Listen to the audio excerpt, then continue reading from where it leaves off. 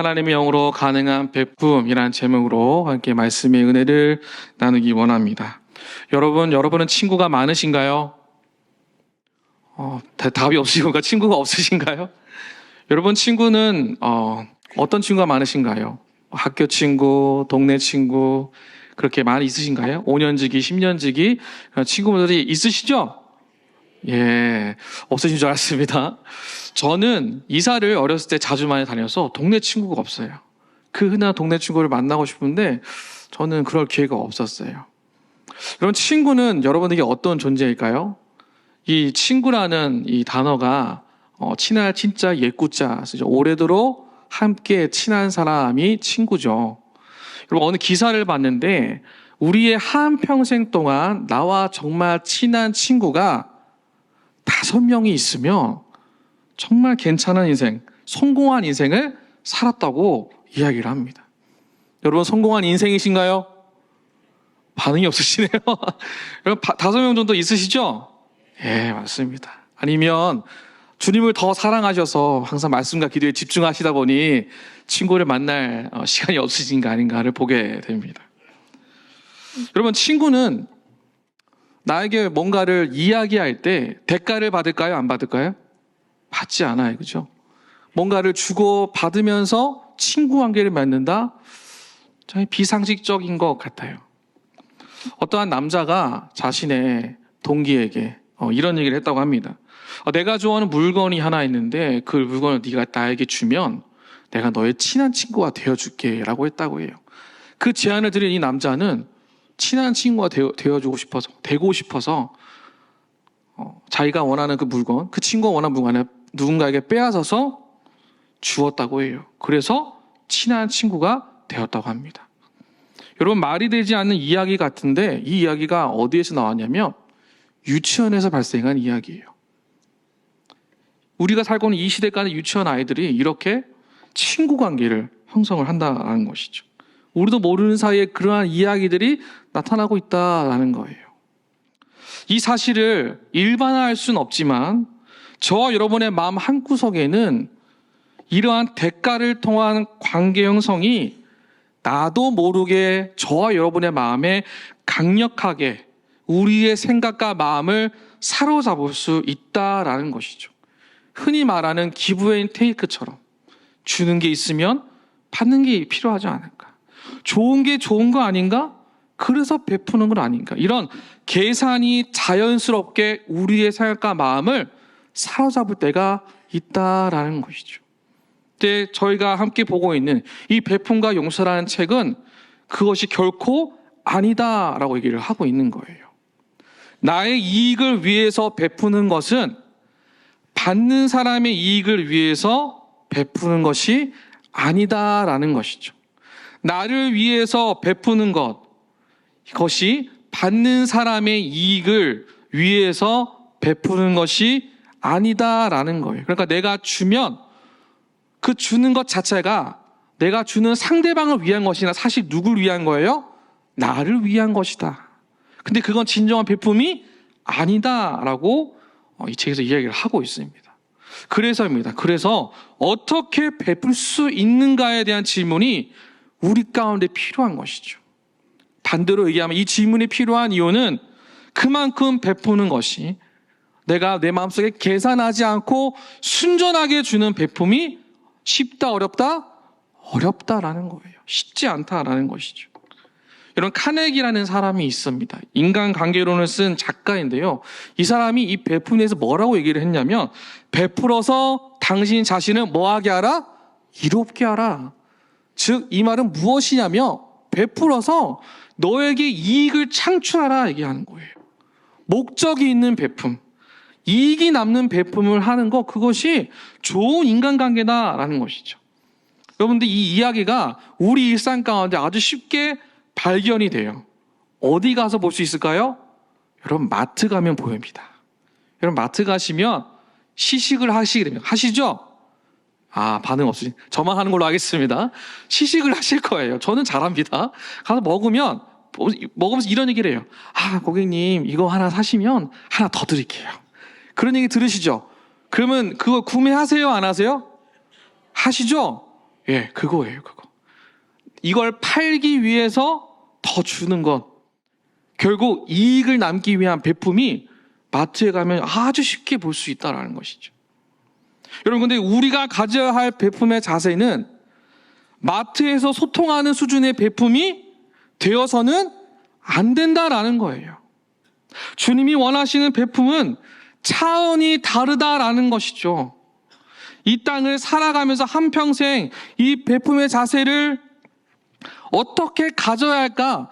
마트에서 판매하기 위한 그 베품이 아니라 우리는 그 찬을 뛰어넘어서 하나님의 순전한 마음을 드러내는 것이 우리가 가져야 할 베품의 자세와 태도라는 것을 성경과 책은 우리에게 이야기를 하고 있습니다. 오늘 저희가 함께 읽은 본문은 우리 안에 이 베품의 시작점, 그 출발 지점이 어디인지를 우리에게 보여주고 있는데요. 함께 같이 우리 본문 2장 8절에서 9절을 한 번 더 같이 읽도록 하겠습니다. 함께 같이 2장에서 8절 같이 읽겠습니다. 시작. 너희는 그 은혜에 의하여 믿음으로 말미암아 구원을 받았으니 이것은 너희에게서 난 것이 아니요 하나님의 선물이라. 행위에서 난 것이 아니니 이는 누구든지 자랑하지 못하게 합니다. 아멘. 저희가 읽은 8절을 보시면 바울이 구원에 대해서 이야기를 합니다. 그때 하나님에 의하여서 주어진 구원이라고 얘기해요. 우리가 잘나서 내가 믿어서 우리 자신으로부터 오는 것이 아니다라고 정의를 합니다. 은혜는 하나님으로부터 찾아온 선물이기 때문에 어느 누구도 자랑할 수 없다라고 얘기를 해요. 자랑할 수 없는 은혜로 구원을 베푸신 주님은 저와 여러분의 삶 한가운데에서 순전한 믿음을 갖기 원하신다라고 이야기를 합니다. 그렇다면 그 순전한 믿음을 갖기 위한 하나님의 목적은 무엇일까요? 하나님의 목적은 간단해요. 하나님이 일하실 수 있는 방법을 이 땅에서 자신의 백성을 통해 드러내는 거예요. 하나님을 믿고 살아간 자를 통하여서 이 땅에 하나님께서 원하시는 뜻을 발견하게 하고 그 뜻을 나타내는 것, 그것이 하나님의 목적이다라는 것이죠. 그래서 주님은 당신의 백성을 통해 하나님의 순전한 베품을 나타내고자 지금도 일하고 계신다라는 것이죠. 이미 계획하셨고 심지어 우리의 삶 가운데 어떻게 해야 할지도 가르쳐 주셨다라고 본문은 우리에게 이야기를 하고 있어요.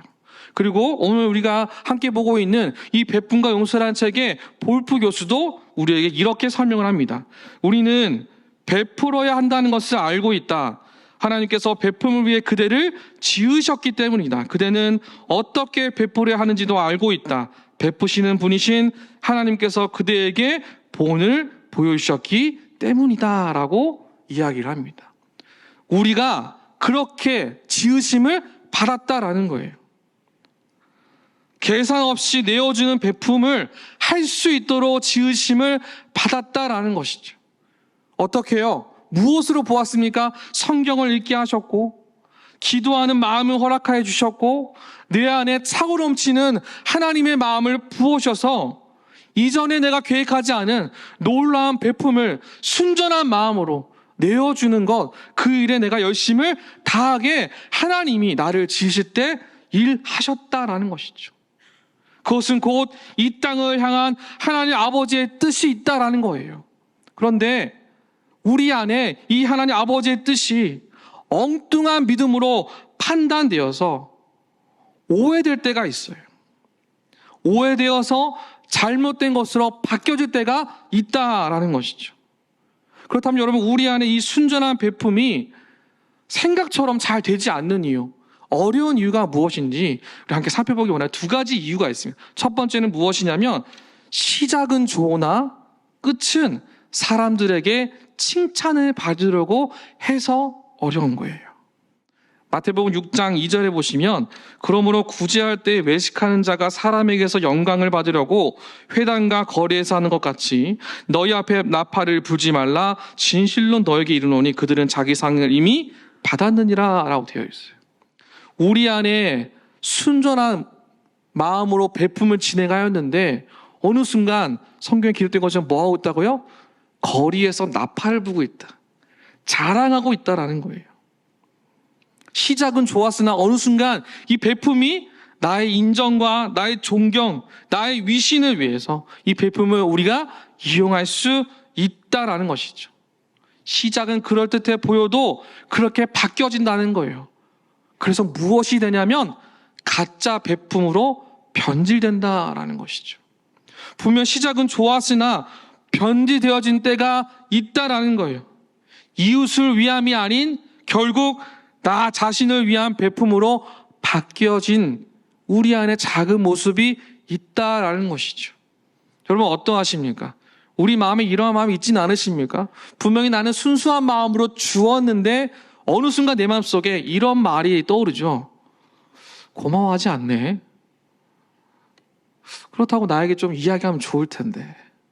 내가 생각해 줬는데 여러분 그 마음이 나타나죠.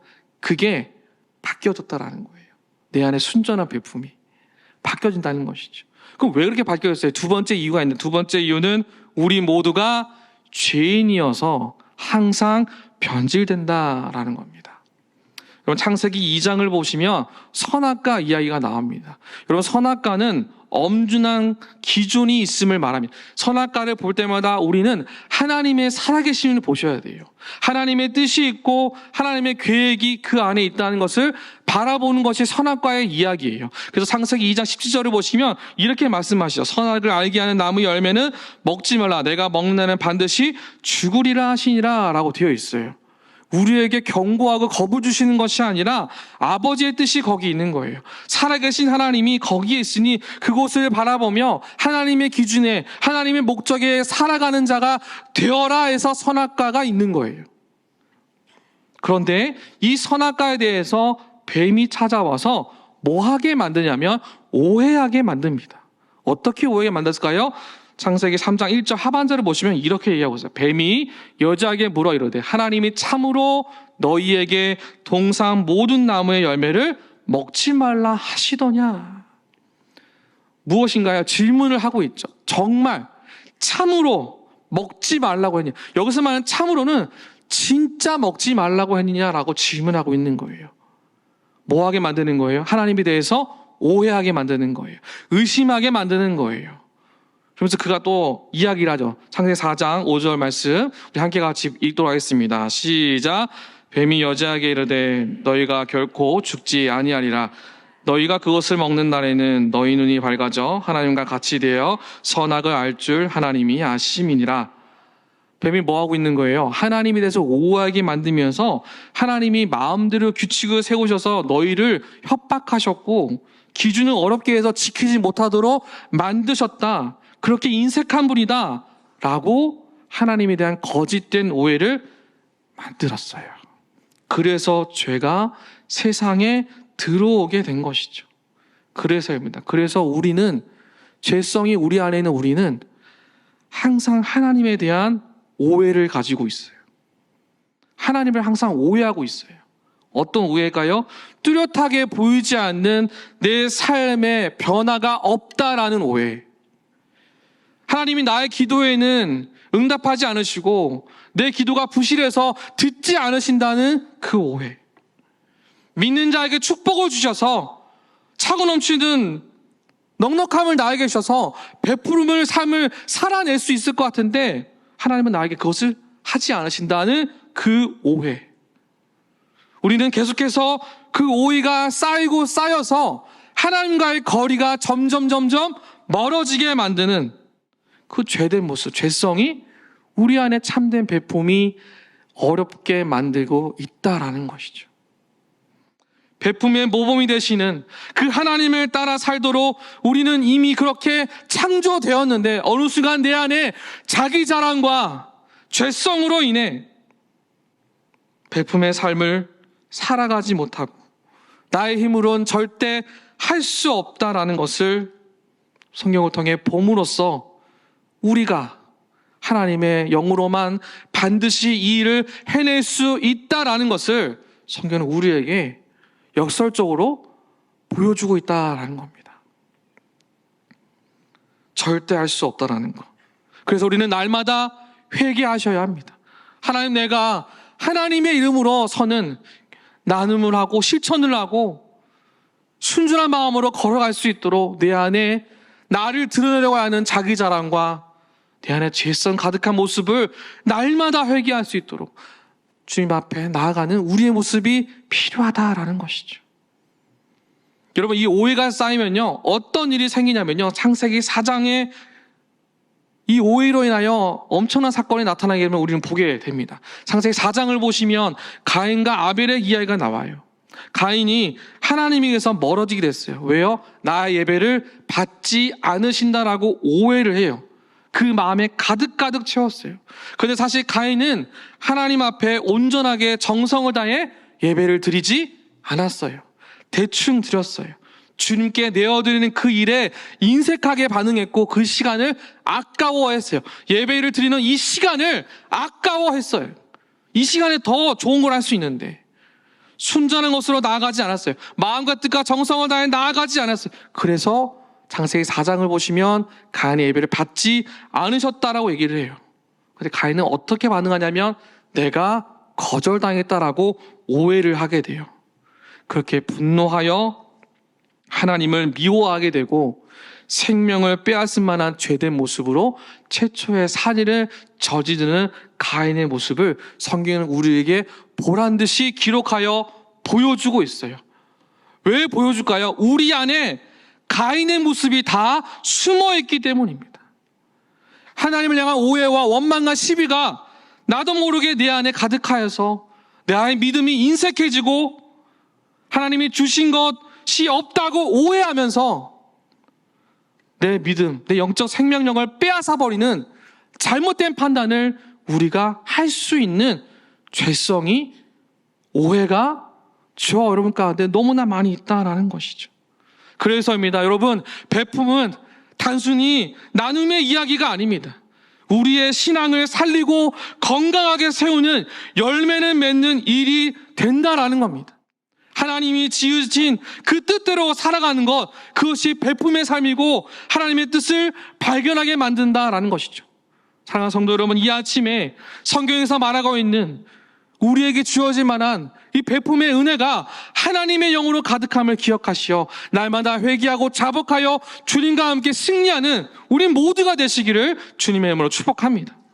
그래서 성경은요, 베품이 뭔가 많아야지 할 수 있다라고 말하지 않아요. 뭔가 풍성하게 채워진 다음에 하는 것이 베품이다라고 말하지 않아요. 현재 내가 지금 가지고 있는 시간, 지금 내가 가지고 있는 건강, 지금 내가 가지고 있는 물질, 지금 내가 가지고 있는 삶의 현장, 거기서부터 아낌없이 하나님 앞에 내어드린 것처럼 아벨이 주님 앞에 아낌없이 내어드린 그 마음처럼 이 땅에서 순전한 베품의 삶을 살아내는 것, 하나님의 영을 소유하여서 감당하는 것, 그것이 우리 가운데 축복처럼 찾아오게 된다라는 것이죠. 사랑하는 성도 여러분, 말씀으로 믿어 베품의 삶을 살아내는 은혜가 우리 가운데 가득하시기를 주님의 이름으로 축복합니다. 그래서입니다. 우리는 하나님으로부터 출발을 하셔야 합니다. 그래야 할 수 있어요. 순전하며 온전한 베품은 하나님이 주신 은혜를 흘려보낼 때 받은 것 돌려받는 의도가 아니라 그저 내어주는 것, 계산하지 않고 흘려보내는 것, 거기서부터 시작이 되는 것이거든요. 그래서 우리의 첫 출발과 시작은 복음에서부터라는 거예요. 복음이 나의 시작이자 출발이 되어야 한다라는 것이죠. 여러분, 이것이 가능하려면요, 내가 하는 모든 일의 시작은 하나님의 말씀에서부터 흘러간다. 하나님의 말씀에서부터 시작되어진다. 나 스스로가 나에게 고백하고 스스로 인지하여서 걸어가셔야 합니다. 왜 그렇게 살아야 할까요? 우리는 성도로 부르심을 받았거든요. 우리가 하나님의 은혜로 구원받은, 이 구원을 선물로 받은 존재라는 것을 나는 알고 있거든요. 그래서 순전한 마음으로 내어주는 일에 계산을 하지 않는 것, 내가 할 수 있는 최선의 것으로 베품을 할 수 있도록 도우실 하나님을 더 묵상하는 것, 하나님의 영으로 가능한 베품의 은혜를 살아낼 수 있도록 말씀을 더 깊이 아는 것, 그래서 나를 드러내는 내 일이 되는 것이 아니라 하나님을 드러내는 하나님의 일이 우리의 삶 가운데 가득가득 넘쳐나야 될 줄로 믿습니다. 여러분, 그런데 이 일이요, 참 쉽지 않아요. 수익을 내어야 삶을 살아갈 수 있는 현장을 생각하면 지금 이 이야기가 다 무슨 말인지 알겠거든요. 어떤 뜻인지 알겠거든요. 그런데 걱정이 되는 거예요.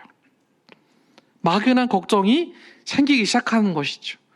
어떤 걱정일까요? 내가 할 수 있을까? 분명 나는 들었는데 정말 그렇게 할 수 있을까? 여러분, 언제 걱정을 많이 하세요? 여러분은 언제 걱정을 많이 하십니까? 여러분, 돈 없을 때 걱정 많이 안 하세요? 안 하시는군요. 저만 하는 걸로 하겠습니다. 여러분, 돈 없을 때 걱정하시잖아요. 그렇죠? 건강 없을 때 걱정하시죠? 그렇죠? 건강이 없어질까 봐. 그때 많이 걱정하시죠. 내 자녀의 미래에 대해서 걱정하시죠. 내 자녀가 이 땅에서 온전한 삶을 살아가야 되는데, 하나님과 함께 걸어가야 되는데, 그 걱정하시잖아요. 저도 합니다. 저도 그 걱정 많이 하거든요. 그런데 여러분, 많은 걱정들이 있는데요, 우리는 하나님이 내 삶 가운데 없는 것을 더 걱정하셔야 돼요. 돈 없어서, 건강 없어서, 배품이 안 되는 걱정보다 하나님이 내 삶 가운데 없어서 배품의 가치를 생각은 하는데, 알겠는데 방치하는 것, 하나님이 없어서 행하지 못하는 마음을 우리는 더 걱정하셔야 된다라는 것이죠. 저와 여러분 안에 있는 죄성은요, 항상 우리로 하여금 걱정하게 만들 거예요. 하나부터 열까지 걱정하게 만들어서 불안하게 만들 거예요. 그래서 우리는요, 항상 무엇을 원하냐면 내가 편했으면 좋겠어요. 그러지 않으십니까? 나의 삶이 편했으면 좋겠고 나의 환경이 편했으면 좋겠어요. 나의 편안함을 앞세워서 우리의 마음을 유혹하는 것이 우리 안의 죄성이다라는 것이죠. 여러분, 마크 챈드러라는 목사님이 계십니다. 이분이 이런 말씀을 했어요. 우리 시대의 우상은 편안함이다. 우리 시대의 우상은 내가 편하는 것, 내가 편한 것이 중요하다라고 얘기를 한다라는 거예요. 그러면서 로마서 8장 28절을 말씀을 하시는데요. 우리가 알거니와 하나님을 사랑하는 자, 곧 그의 뜻대로 부르심을 입은 자들에게는 모든 것이 뭐하여? 합력하여 선을 이룬다. 여러분, 우리의 삶에 선을 이루기 위해서 합력할 무엇이 필요하다고 로마서 8장에서 이야기하나요? 모든 것이에요. 모든 것. 근데 이 모든 것은 언어의 뜻이 무엇이냐면 일이에요. 일. 어떤 일이냐면 우리가 머리로 생각하여 판단하는 모든 일.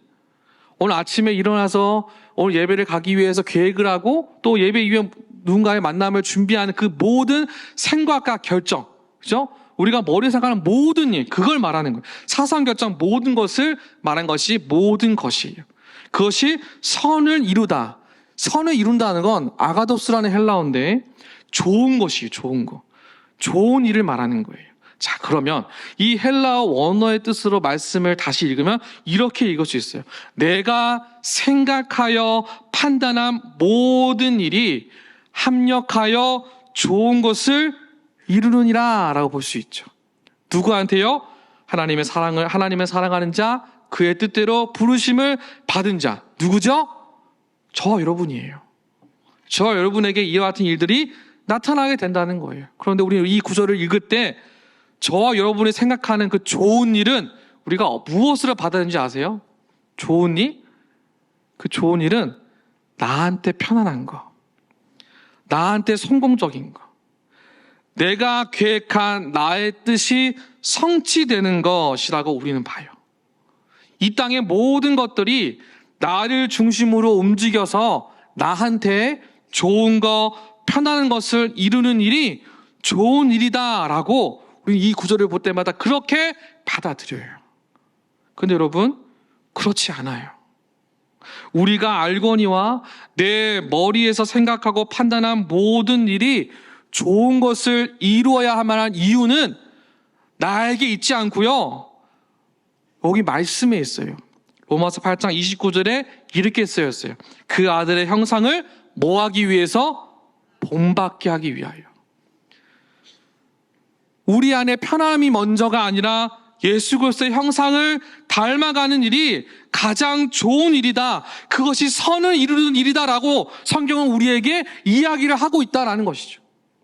내가 좋아하고 편안한 일이 나한테 좋은 일이 아니라 예수 그리스도를 내 안에 모시고 그 안에 거하며 살면서 할 수 없을 것 같은 걱정에서 해낼 수 있다는 베품으로 성장하는 것, 예수 그리스도를 본받아 이 땅을 살아가는 것이 저와 여러분이 이 땅에서 살아가는 아주 좋은 일이다라고 성경은 우리에게 이야기를 하고 있다라는 것이죠.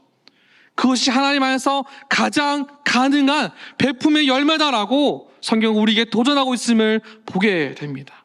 사랑하는 성도 여러분, 우리가 해야 할 가장 좋은 일 무엇입니까? 나한테 편안하고 행복한 일, 그것이 좋은 일입니까? 아니면 예수 그리스도의 십자가를 바라보면서 이 땅에서 그리스도를 닮아가는 것이 중요한 일입니까? 우리는 이 아침에 결정하여 걸어가셔야 합니다. 말씀을 맺겠습니다. 오늘 저희가 함께 읽은 본문 에베소서 2장 10절을 우리 한 번 더 같이 읽도록 하겠습니다. 같이 읽겠습니다. 시작. 우리는 그가 만드신 바라 그리스도 예수 안에서 선한 일을 위하여 지으심을 받은 자니 이 일은 하나님이 전에 예비하사 그리로 그 가운데서 행하게 하려 하심이니라. 아멘. 그럼 여기 보시면 저게 그가 만드신 바라라는 표현이 있어요. 성경을 보시면 있는데 이것이 포이에마라는 헬라어예요. 작품이에요. 작품 누구예요? 저와 여러분이죠. 누구의 작품이에요? 하나님의 작품이죠. 하나님이 우리를 작품으로 지으셨어요. 우리가 하나님께서 만든 작품인데 그냥 만드신 것이 아니라 성경을 보시면 우리로 그 가운데 행하게 하려 하심이라고 되어 있어요. 이 헬라어의 뜻은 페리파테오인데요. 걸어가다야 돼요. 근데 또 어떤 뜻이냐면 함께 걸어가다예요. 우리가 이 땅에서 살아가는 모든 일, 그 가운데 하나님이 나와 함께 걸어가실 거라는 거예요. 내가 하는 모든 말과 생각과 판단과 그리스도 십자가를 닮아가고 본을 삼아 살아가는 그 모든 일에 주님은 나와 동행하실 거다라는 거예요. 근데 그게 언제 결정된 거예요? 저와 여러분을 지으실 때부터 결정하신 일이다라는 것이죠. 진정한 베품의 본이 되신 예수 그리스도의 십자가를 허락해 주시면서까지 하나님은 우리와 함께 걸어가신 하나님이시다라는 것이죠. 꾸준하고 명확하게 베품의 삶을 유지할 수 있는 가장 강력한 방법은 하나님이 나를 지으셨다는 이 사실을 기억하시면서 하나님의 사랑 안에서 하나님의 영으로 가능한 이 삶을 그리스도의 십자가를 바라보며 넉넉히 살아갈 줄로 믿습니다. 어떻게 베풀 수 있는가? 그 질문의 답은 하나님의 영으로 가능하다는 그 답을 기억하시며 오늘도 주님과 함께 동행하여 나아가시는 저와 여러분 모두가 되시기를 주님의 이름으로 축복합니다.